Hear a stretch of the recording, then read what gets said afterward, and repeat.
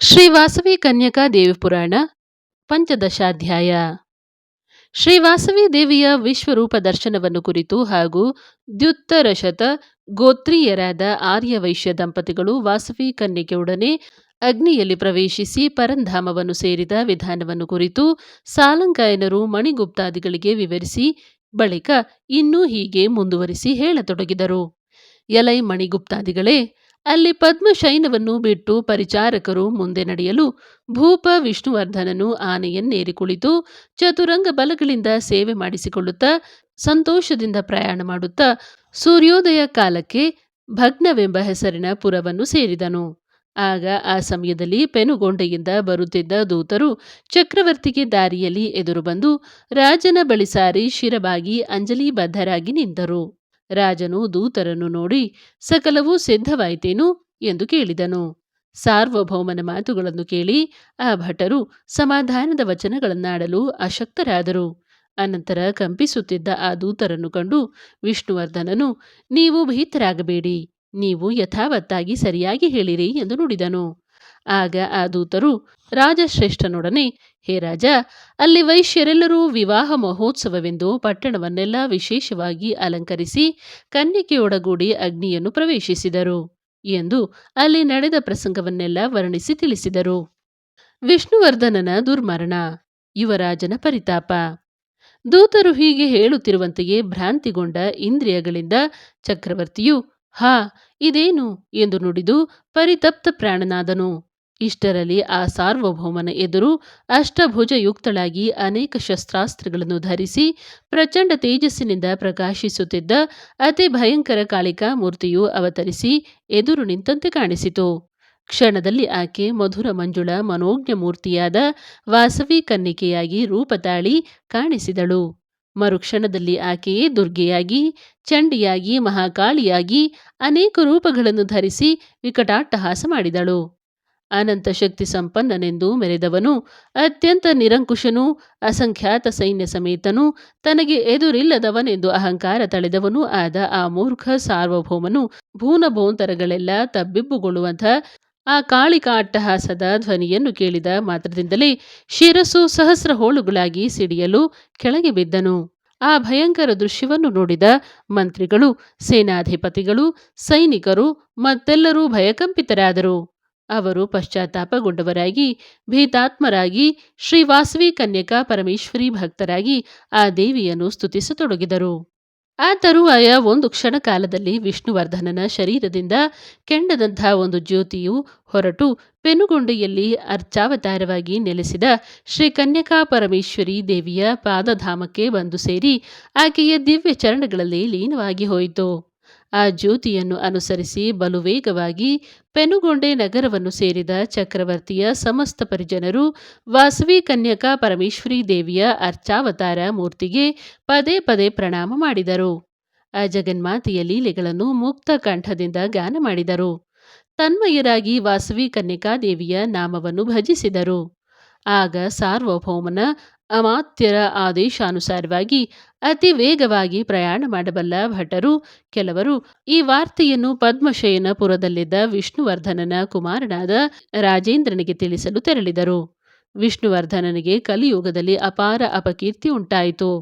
ಸಕಲ ದೇಶಗಳಲ್ಲಿ, ಪಟ್ಟಣಗಳಲ್ಲಿ, ಮೂಲೆ ಮೂಲೆಗಳ ಹಳ್ಳಿಗಳಲ್ಲಿ ಕೂಡ ಚಾತುರ್ವರ್ಣದವರು ಚಕ್ರವರ್ತಿಯನ್ನು ಮಾತು ಮಾತಿಗೂ ನಿಂದಿಸುತ್ತಾ ಧರ್ಮ ರಕ್ಷಣೆಗಾಗಿ ದೇಹತ್ಯಾಗ ಮಾಡಿದ ವೈಶ್ಯರನ್ನು ಬಹಳವಾಗಿ ಸ್ತುತಿಸಲಾರಂಭಿಸಿದರು.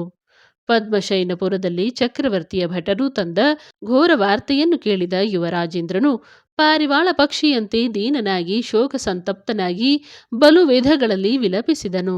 ಬಳಿಕ ರಾಜಪುರೋಹಿತರಾದ ಧೌಮ್ಯರು ಅವನನ್ನು ಸಂತೈಸಿ, ಎಲೈ ರಾಜೇಂದ್ರ, ಪ್ರಾಣಿಗಳೆಲ್ಲರಿಗೂ ತಮ್ಮ ಪೂರ್ವಜನ್ಮ ಕರ್ಮದಿಂದ ಜನನ ಮರಣಗಳು ಸಂಭವಿಸುವವು. ಇವು ಪ್ರಕೃತಿ ಸಿದ್ಧವಾಗಿವೆ. ಸದಾಚಾರಪರರಾದ ಸಾಧುಶೀಲರಾದ ವೈಶ್ಯರನ್ನು ನಿನ್ನ ತಂದೆಯು ಮಲಿನ ಚಿತ್ತದಿಂದ ಬಾಧಿಸಿದನು. ದಿವ್ಯಗುಣ ಸಂಪನ್ನಳಾದ ವಾಸವಿ ಕನ್ನಿಗೆಯನ್ನು ಒತ್ತಾಯಪೂರ್ವಕವಾಗಿ ವಿವಾಹವಾಗಲು ಅಪೇಕ್ಷಿಸಿದನು. ಆ ದೇವಿ ಅದನ್ನು ಸಹಿಸದೆ ಬಂಧು ಸಹಿತವಾಗಿ ಜ್ವಲಿಸುವ ಅಗ್ನಿಯಲ್ಲಿ ಪ್ರವೇಶಿಸಿದಳು. ಆ ದುಷ್ಕರ್ಮ ಪರಿಪಾಕದಿಂದಲೇ ಪ್ರಸಿದ್ಧನಾದ ನಿನ್ನ ತಂದೆಯು ಪಾಪಚಿತ್ತರಾದ ಅವನ ಅನುಚರರೂ ಹತರಾದರು. ಆದ್ದರಿಂದ ನೀನು ಧೈರ್ಯಗುಂದಿ ದುಃಖಿಸುವುದು ಸಲ್ಲದು. ನಿನ್ನ ತಂದೆಯ ಪರಲೋಕ ಕ್ರಿಯೆಗಳನ್ನು ನಡೆಸಿ ವೈಶ್ಯರನ್ನು ಸಾಂತ್ವನಗೊಳಿಸಿ ಧರ್ಮರಾಜನಂತೆ ಭೂಮಿಯನ್ನು ಪಾಲಿಸು, ನಿನಗೆ ಶುಭವಾಗುವುದು ಎಂದು ಬೋಧಿಸಿದನು. ಆಗ ರಾಜೇಂದ್ರನು ಮುನಿಶ್ರೇಷ್ಠನಾದ ಧೌಮ್ಯರೊಡನೆ, ಮಹಾತ್ಮರೇ, ಸಾರ್ವಭೌಮನಾದ ನನ್ನ ತಂದೆಗೆ ಉತ್ತಮ ಗತಿಯನ್ನುಂಟು ಮಾಡುವ ವೀರ ಮರಣವಲ್ಲದೆ ಇಂಥ ಸಾವು ಸಂಭವಿಸಲು ಕಾರಣವೇನು? ಸರ್ವಜ್ಞನಾದ ತಾವು ತಿಳಿಸಿಕೊಡಿ ಎಂದು ಬೇಡಿದನು. ಧೌಮ್ಯರು ಅದನ್ನು ಕೇಳಿ ತಮ್ಮ ಜ್ಞಾನ ದೃಷ್ಟಿಯಿಂದ ಗತಕಾಲದಲ್ಲಿಯ ವಿಷಯ ಗ್ರಂಥಗಳನ್ನು ಗ್ರಹಿಸಿ ಯುವರಾಜನೊಡನೆ ಹೀಗೆ ಹೇಳಿದರು. ಓ ಯುವರಾಜ, ಪೂರ್ವದಲ್ಲಿ ಮಹೇಶ್ವರನ ಕಣ್ಣುರಿಯಿಂದ ಮನ್ಮಥನು ಭಸ್ಮವಾದನು. ಆ ಭಸ್ಮರಾಶಿಯಿಂದ ಭಂಡಾಸುರನೆಂಬುವನು ಜನಿಸಿದನು. ಅವನು ಲೋಕಗಳನ್ನು ಪೀಡಿಸುತ್ತಿರಲು ದೇವತೆಗಳ ಪ್ರಾರ್ಥನೆಯ ಮೇರೆಗೆ ಆದಿಪರಾಶಕ್ತಿಯು ಲಲಿತ ಮಹಾದೇವಿಯಾಗಿ ಆ ರಕ್ಕಸನನ್ನು ಸಂಹರಿಸಿದಳು. ಆ ಅಸುರನು ತನ್ನ ಅಂತ್ಯಕಾಲದಲ್ಲಿ ನಿನ್ನ ಸನ್ನಿಧಿಯನ್ನು ಪ್ರಸಾದಿಸು ಎಂದು ದೇವಿಯನ್ನು ಪ್ರಾರ್ಥಿಸಿದನು. ಆಗ ದೇವಿಯು, ನೀನು ಕಲಿಯುಗದಲ್ಲಿ ವಿಷ್ಣುವರ್ಧನನೆಂಬ ಹೆಸರಿನಲ್ಲಿ ಭುವಿಯಲ್ಲೇ ಜನ್ಮ ತಳೆದು ಶಾಪೋಪಹತನಾಗಿ ಮೃತನಾಗಿ ನನ್ನ ಸನ್ನಿಧಿಯಲ್ಲಿ ಸ್ಥಾನವನ್ನು ಹೊಂದುವೆ ಎಂದು ನುಡಿದು ಅನುಗ್ರಹಿಸಿದಳು. ಆ ಭಂಡಾಸುರನು ತನ್ನ ಮೊದಲ ಜನ್ಮದಲ್ಲಿ ಚಿತ್ರಕಂಠನೆಂಬ ಗಂಧರ್ವನಾಗಿ ಜನಿಸಿ ಕೈಲಾಸದಲ್ಲಿ ಕೀರ್ತಿಕನ್ಯಾ ರೂಪದಲ್ಲಿ ಅವತರಿಸಿದ್ದ ದೇವಿಯನ್ನು ವಾಂಛಿಸಿ ಶಾಪೋಪಹತನಾಗಿ ಮರಣಿಸಿದನು. ಆ ಗಂಧರ್ವನೇ ಈಗ ನಿನ್ನ ಜನಕನಾದ ವಿಷ್ಣುವರ್ಧನ ಸಾರ್ವಭೌಮನ ರೂಪದಲ್ಲಿ ಮಾನವ ಜನ್ಮ ತಳೆದು ಆದಿಪರಾಶಕ್ತಿಯ ಅವತಾರವಾದ ಶ್ರೀ ವಾಸವಿ ಕನ್ಯಕಾದೇವಿಯ ಕ್ರೋಧಕ್ಕೆ ಗುರಿಯಾಗಿ ಹೀಗೆ ದುರ್ಮರಣವನ್ನು ಹೊಂದಿದನು. ಆದರೆ ಪರಾಂಬಿಕೆಯಿಂದ ಹತನಾದ ಕಾರಣದಿಂದ ನಿನ್ನ ತಂದೆಯು ಸಾಲೋಕ್ಯ ಮುಕ್ತಿಯನ್ನು ಹೊಂದಿದನು. ಆದ್ದರಿಂದ ನೀನು ಆತನ ಮರಣಕ್ಕಾಗಿ ದುಃಖಿಸುವುದು ತರವಲ್ಲ. ಆ ವಾಸವಿ ಕನ್ಯಕೆಯೇ ಆದಿಪರಾಶಕ್ತಿಯಾದ ಪರಮೇಶ್ವರಿ. ನೀನು ಆ ಮಹಾದೇವಿಯನ್ನು ಭಕ್ತಿಯಿಂದ ಅರ್ಚಿಸಿ ಆಕೆಯ ದರ್ಶನ ಭಾಗ್ಯವನ್ನು ಹೊಂದಿ ಆ ಜಗನ್ಮಾತೆಯ ಕೃಪೆಗೆ ಪಾತ್ರನಾಗು. ಮಾತಾ ಪಿತೃವಿಯೋಗದಿಂದ ದುಃಖಿತರಾದ ವೈಶ್ಯಪುತ್ರರನ್ನು ಸಮಾಧಾನಗೊಳಿಸು ಎಂದು ಹೇಳಿದರು. ಆಗ ಯುವರಾಜನಾದ ರಾಜೇಂದ್ರನು ಸ್ವಸ್ಥಚಿತ್ತನಾಗಿ ತಂದೆಗೆ ನಡೆಸಬೇಕಾದ ಅಪರ ಕರ್ಮಗಳನ್ನು ನಿರ್ವಹಿಸಿದನು. ಪೆನುಗೊಂಡಿಗೆ ರಾಜೇಂದ್ರನ ಆಗಮನ. ಅನಂತರ ರಾಜೇಂದ್ರನು ವೈಶ್ಯರನ್ನು ಸಂತೈಸಲು ಪರಿವಾರಗಳೊಡನೆ ಮಂತ್ರಿಗಳೊಡನೆ ಪೆನುಗೊಂಡೆಗೆ ಆಗಮಿಸಿದನು. ಬಾಲನಗರರು ರಾಜೇಂದ್ರನನ್ನು ಆದರದಿಂದ ಆಹ್ವಾನಿಸಿದರು. ಆಗ ರಾಜೇಂದ್ರನು ವೈಶ್ಯರನ್ನು ನೋಡಿ, ಹೇ ವೈಶ್ಯರೇ, ನನ್ನ ತಂದೆಯವರು ಜನ್ಮಾಂತರ ಕರ್ಮ ವಿಶೇಷದಿಂದ ಮರಣವನ್ನು ಹೊಂದಿದರು. ವಿಧಿಕೃತವನ್ನು ಯಾರೂ ತಪ್ಪಿಸಲಾರಲ್ಲವೇ? ಪಿತೃವಿಯೋಗ ದುಃಖವು ನಿಮಗೂ ನನಗೂ ಸಮಾನವಾಗಿದೆ. ನೀವಿನ್ನು ಈ ದುಃಖವನ್ನು ಬಿಟ್ಟು ಕುಸುಮಶ್ರೇಷ್ಠಿ ಕುಮಾರನಾದ ವಿರೂಪಾಕ್ಷನನ್ನು ವೈಶ್ಯಾಧಿಪತಿಯಾಗಿ ಮಾಡಿಕೊಂಡು ನಿಮ್ಮ ಪಟ್ಟಣಗಳನ್ನು ಪಾಲಿಸಿಕೊಳ್ಳಬೇಕಾಗಿದೆ. ನಿಮಗೂ ನಮಗೂ ಆನಂದದಾಯಕವಾದ ಸ್ನೇಹವು ವೃದ್ಧಿ ಹೊಂದಲಿ. ನನ್ನ ರಾಜ್ಯದಲ್ಲಿಯ 1/4 ಭಾಗವನ್ನು ನಿಮಗೆ ನಾನು ನೀಡುವೆನು. ನೀವು ಸರ್ವತಂತ್ರ ಸ್ವತಂತ್ರರಾಗಿ ಸಮಸ್ತ ರಾಜ್ಯವನ್ನು ಪಾಲಿಸಿಕೊಳ್ಳಿರಿ. ನೀವು ಪಿತೃಗಳ ಋಣ ವಿಮುಕ್ತಿಗಾಗಿ ಗಯಾ ಕ್ಷೇತ್ರದಲ್ಲಿ ಪಿಂಡ ಪ್ರದಾನ ಮಾಡಿ ಹಿಂತಿರುಗಿ ಬರುವ ತನಕ ನಿಮ್ಮ ಭಾರ್ಯಾ ಪುತ್ರರ ವೃದ್ಧರ ಸಂರಕ್ಷಣೆಗಾಗಿ ತಕ್ಕ ಏರ್ಪಾಟುಗಳನ್ನು ಮಾಡುವೆನು. ನನ್ನ ರಾಜಧಾನಿಯಲ್ಲಿ ನಾನು ಪರ್ಣಕುಟೀರದಲ್ಲಿ ನೆಲೆಸಿ ವಾಸವಿ ಕನ್ಯಕಾ ದೇವಿಯನ್ನು ಸದಾ ಧ್ಯಾನಿಸುತ್ತಾ ನಿಮ್ಮ ಮರಳುವಿಕೆಗಾಗಿ ನಿರೀಕ್ಷಿಸುತ್ತಿರುತ್ತೇನೆ ಎಂದು ನುಡಿದು ಬಾಲವೈಶ್ಯರನ್ನು ಸನ್ಮಾನಿಸಿ ಅವರಿಂದ ಸನ್ಮಾನಿಸಲ್ಪಟ್ಟು ಪರಿವಾರ ಸಮೇತನಾಗಿ ತನ್ನ ಪಟ್ಟಣಕ್ಕೆ ಹಿಂತಿರುಗಿದನು. ಅನಂತರ ಆ ವೈಶ್ಯರು 11 ದಿನಗಳು ಪಿತೃ ಕಾರ್ಯಕ್ರಮಗಳನ್ನು ವಿದ್ಯುಕ್ತ ಪ್ರಕಾರದಲ್ಲಿ ನಡೆಸಿ ತಮ್ಮ ವೈಭವಾಧಿಕ್ಯತೆಯನ್ನು ಅನುಸರಿಸಿ ಬ್ರಾಹ್ಮಣೋತ್ತಮರಿಗೆ ದಾನಗಳನ್ನು ನೀಡಿ ಕನ್ಯೆಯರನ್ನು ಸುವಾಸಿನಿಯರನ್ನು ಪೂಜಿಸಿ ಪಿತೃಗಳಿಗೆ ಪಿಂಡ ಪ್ರದಾನ ಮಾಡುವುದಕ್ಕಾಗಿ ಗುರುಗಳೊಡನೆ ಸಹಸ್ರ ಬ್ರಾಹ್ಮಣರೊಡಗೂಡಿ ಕಾಶಿ ಯಾತ್ರೆಗೆ ಹೊರಟರು. ಮಾರ್ಗ ಮಧ್ಯದಲ್ಲಿ ಭಾಸ್ಕರಾಚಾರ್ಯರಿಂದ ಅನೇಕ ಪುಣ್ಯ ಕಥೆಗಳನ್ನು ಕೇಳುತ್ತಾ ಪರಮ ಪಾವನವಾದ ಪ್ರಯಾಗ ಕ್ಷೇತ್ರವನ್ನು ಸೇರಿದರು. ಸೂರ್ಯನು ಮಕರ ರಾಶಿಯನ್ನು ಹೊಂದಿರುವಾಗ ಅವರು ಗಂಗಾ ಯಮುನಾ ಸರಸ್ವತಿಗಳ ಸಮ್ಮಿಶ್ರಿತ ರೂಪವಾದ ತ್ರಿವೇಣಿ ಸಂಗಮ ತೀರ್ಥದಲ್ಲಿ ಸ್ನಾನ ಮಾಡಿ ಬ್ರಾಹ್ಮಣರಿಂದ ಪ್ರಯಾಗದಲ್ಲಿಯ ನದಿ ತೀರ್ಥ ಪ್ರಭಾವವನ್ನು ಕೇಳಿ ವಿವಿಧ ದಾನಗಳಿಂದ ವಿಪ್ರರನ್ನು ಸಂತೃಪ್ತರನ್ನಾಗಿಸಿ ಶಿವರಾತ್ರಿ ವ್ರತವನ್ನಾಚರಿಸಲು ಕಾಶಿ ಕ್ಷೇತ್ರಕ್ಕೆ ಸೇರಿಕೊಂಡು ಅಲ್ಲಿ ಪಂಚಾಕ್ಷರಿ ಮಂತ್ರ ಜಪವನ್ನು ಮಾಡುತ್ತಾ ರಾತ್ರಿಯೆಲ್ಲ ಜಾಗರಣೆ ಮಾಡಿ ಬಳಿಕ ಅಲ್ಲಿ 1 ತಿಂಗಳು ಕಳೆದು ಗಯೆಗೆ ಹೋದರು. ತರುವಾಯ ಆ ವೈಶ್ಯರು ಗಯೆ ಕ್ಷೇತ್ರದಲ್ಲಿ ಶಾಸ್ತ್ರೋಕ್ತ ವಿಧಿಯಲ್ಲಿ ತಿಲೋದಕ ಸಹಿತವಾಗಿ ಪಿಂಡಗಳನ್ನರ್ಪಿಸಿ ಪಿತೃದೇವತೆಗಳನ್ನು ಸಂತೃಪ್ತರನ್ನಾಗಿ ಮಾಡಿದರು. ಗಯಾದಲ್ಲಿ ಬಾಲವೈಶ್ಯರಿಗೆ ವಾಸವಿ ಸಾಕ್ಷಾತ್ಕಾರ ಮತ್ತು ಯಂತ್ರ ಮಂತ್ರ ಬಿಂಬ ಪೂಜಾ ವಿಧಿಗಳನ್ನು ಕುರಿತು ಬೋಧನೆ. ಆಗ ಆಕಾಶಮಂಡಲದಲ್ಲಿ 4 ದಿಕ್ಕುಗಳಲ್ಲೂ ಆ ಬಾಲವೈಶ್ಯರ ಪಿತೃದೇವತೆಗಳು ಪ್ರತ್ಯಕ್ಷರಾಗಿ ಅವರನ್ನು ಆಶೀರ್ವದಿಸಿದರು.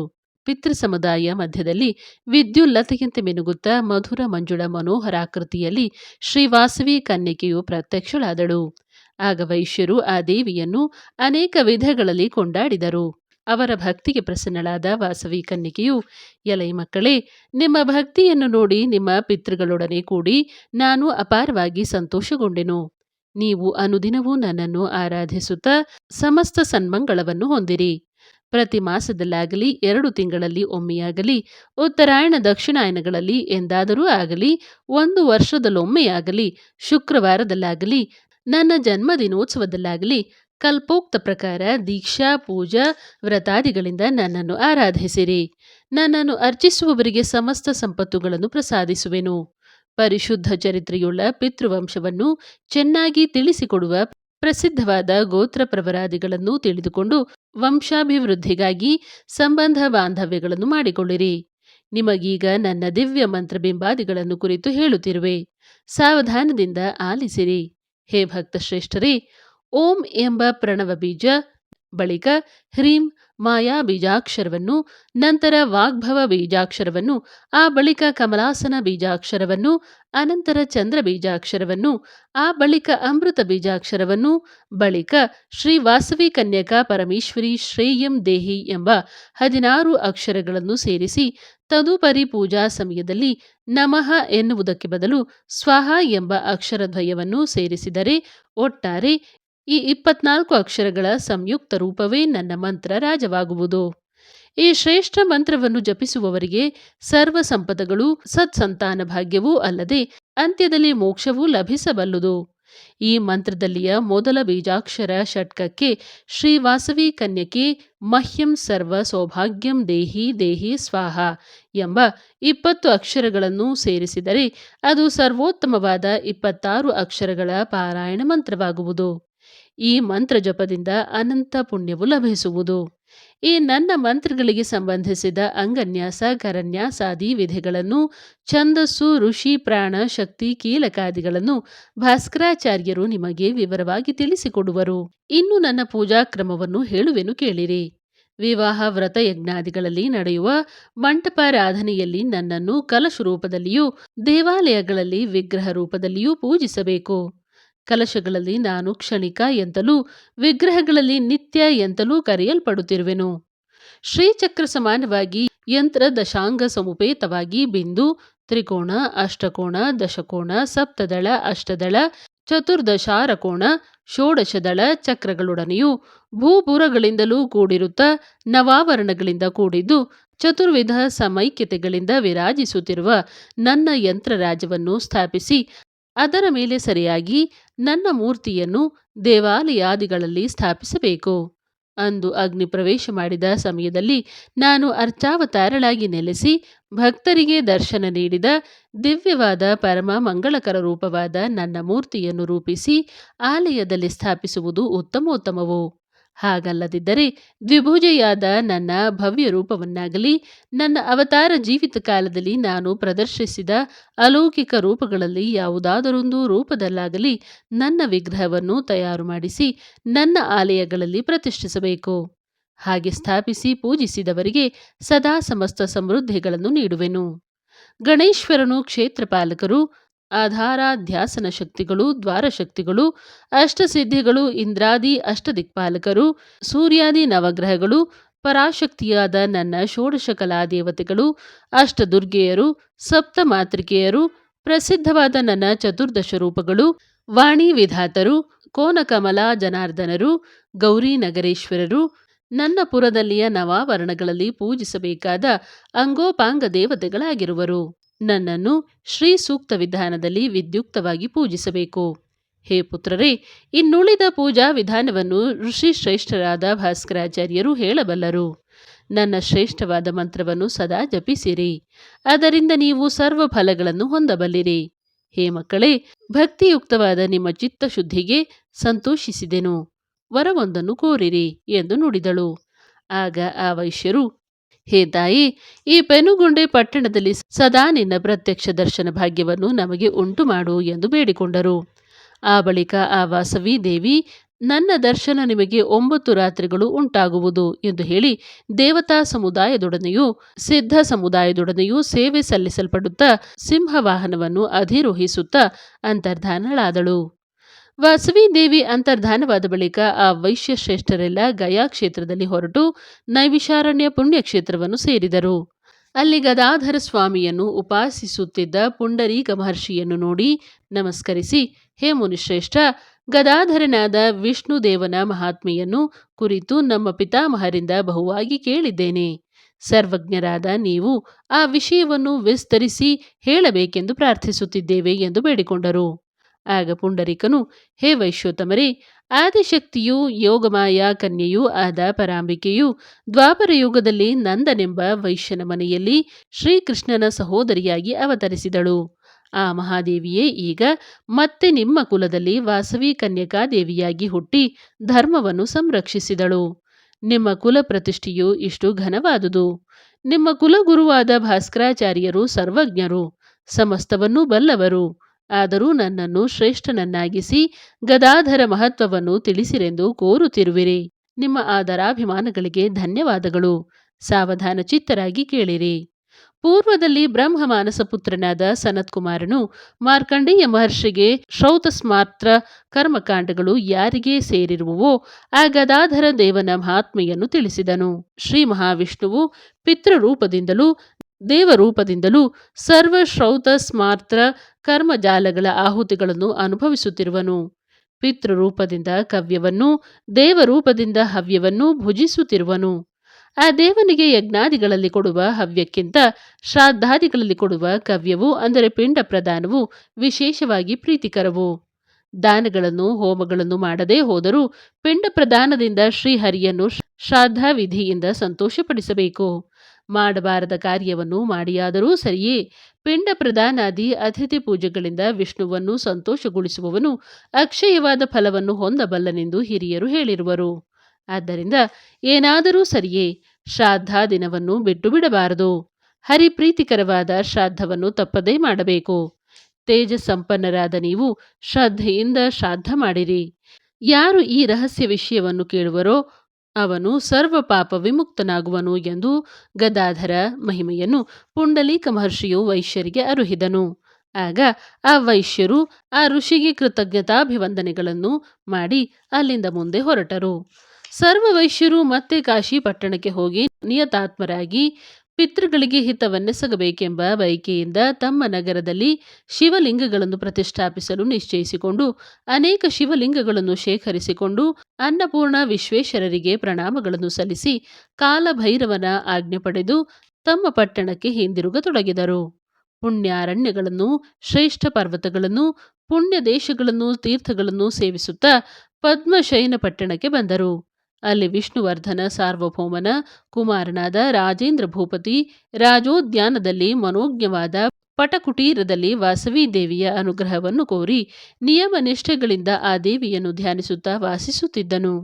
ಕಾಶಿಯಿಂದ ಆಗಮಿಸಿದ ವೈಶ್ಯರೆಲ್ಲ ಗಂಗಾ ತೀರ್ಥವನ್ನು ದೊಡ್ಡ ದೊಡ್ಡ ಕಾವಡಿಗಳಲ್ಲಿ ಹೊರಲ್ಪಟ್ಟು ಆ ನಗರಕ್ಕೆ ಪ್ರವೇಶಿಸಿದರು.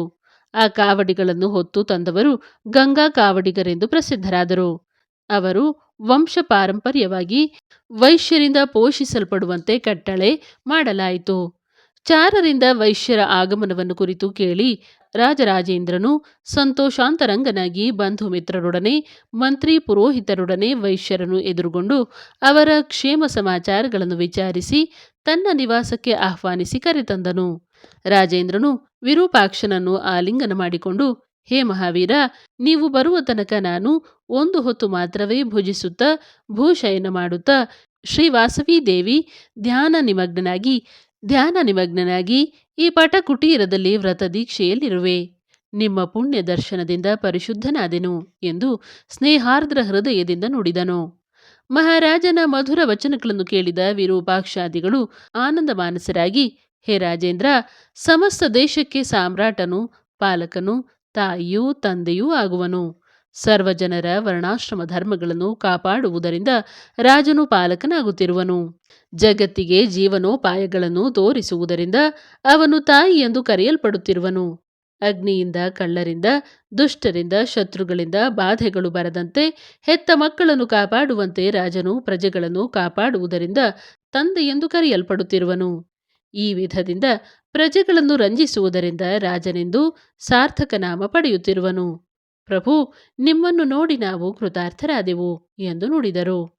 ಆನಂತರ ರಾಜನ ವಾಂಛೆಯಂತೆ ಆ ರಾತ್ರಿ ಅವರೆಲ್ಲ ಅಲ್ಲಿಯೇ ವಿಶ್ರಾಂತಿ ಪಡೆದರು.